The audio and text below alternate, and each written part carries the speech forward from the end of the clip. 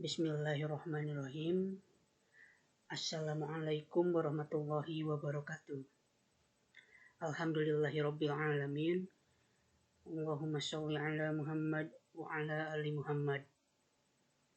Perkenalkan, saya Muhammad Miftah dengan NIM 12120700062. Saya mahasiswa Prodi Pendidikan Fisika kelas 2B UIN Sunan Gunung Jati Bandung. Saya akan mereview perkuliahan pertemuan ke-7 dengan tema Toharoh bagian wudu, mandi wajib, dan tayamum. Yang pertama itu wudu. Wudu adalah salah satu cara bersuci yang dilakukan oleh seorang muslim berdasarkan perintah dari Allah Subhanahu wa Ta'ala dalam Al-Quran. Dalam Al-Quran, surat Al-Ma'idah ayat 6. Lalu selanjutnya ada rukun wudu. Rukun wudu itu adalah sesuatu kewajiban yang terputus-putus. Rukun wudu ini ada 7. Yang pertama itu niat. Yang kedua itu membasuh wajah. Yang ketiga itu membasuh tangan dari telapak tangan hingga siku. Lalu yang keempat mengusap kepala atau mengusap sebagian kepala. Yang kelima membasuh kedua kaki hingga kedua mata kakinya. Yang keenam tertib, dan yang ketujuh bersambung. Yang pertama itu niat. Niat itu ada yang disebut niat dan ada yang disebut lafaz niat. Lalu yang membasuh wajah, batasannya itu dari mulai jidat sampai dagu, dan samping batas telinga.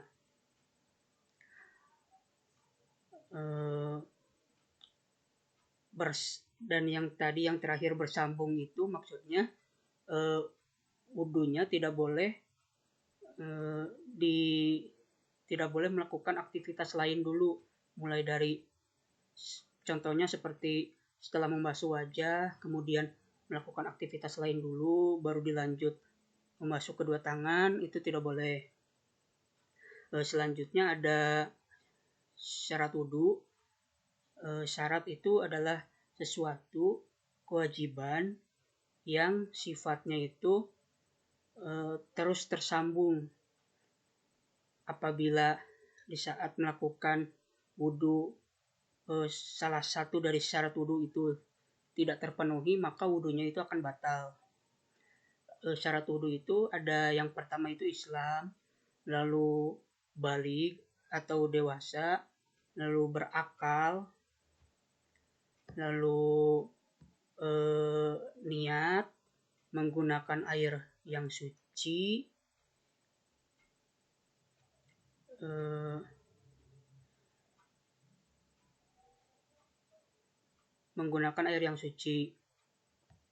Lalu selanjutnya ada sunnah wudu. Sunnah wudu ini tidak mengapa apabila kita tidak melakukannya. Tidak akan membatalkan wudunya seseorang apabila tidak dilakukan. Contoh sunnah wudu itu ada membaca basmalah ketika akan memulai wudu, lalu berkumur-kumur, beristinsyak atau menghirup air.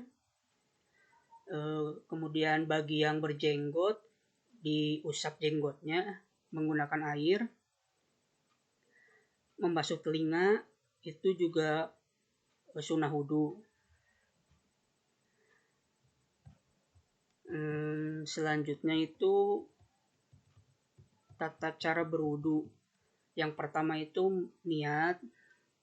Lalu yang kedua itu membasuh kedua tangan, yang ketiga berkumur, yang keempat beristinsyaq, yang kelima membasuh wajah, yang keenam membasuh tangan hingga sikut, yang ketujuh mengusap kepala, yang kedelapan mengusap kedua telinga, yang kesembilan membasuh kedua kaki, dan yang kesepuluh membaca doa. Selanjutnya itu tayamum. Tayamum itu dilakukan apabila seseorang telah berusaha untuk mencari air, namun di daerahnya benar-benar tidak menemukan air sama sekali. Maka dia diperbolehkan untuk bertayamum. Atau yang kedua itu apabila dia sedang sakit dan benar-benar tidak bisa menggunakan air untuk bersuci, maka ia bisa melakukan tayamum. Atau apabila dia